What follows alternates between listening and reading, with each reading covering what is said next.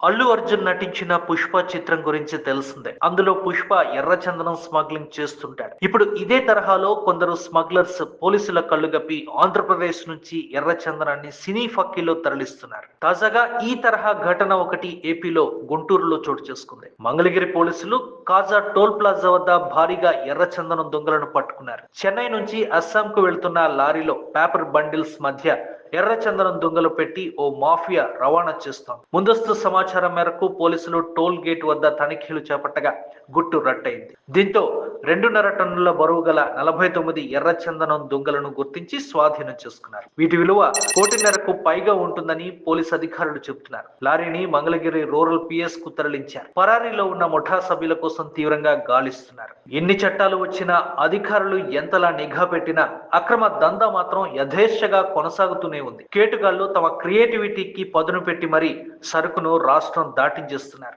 సినిమాలను కూడా ఇన్స్పిరేషన్ గా తీసుకుని మాఫియా అక్రమ దందాను కొనసాగిస్తుండడం కొసమెరుపు.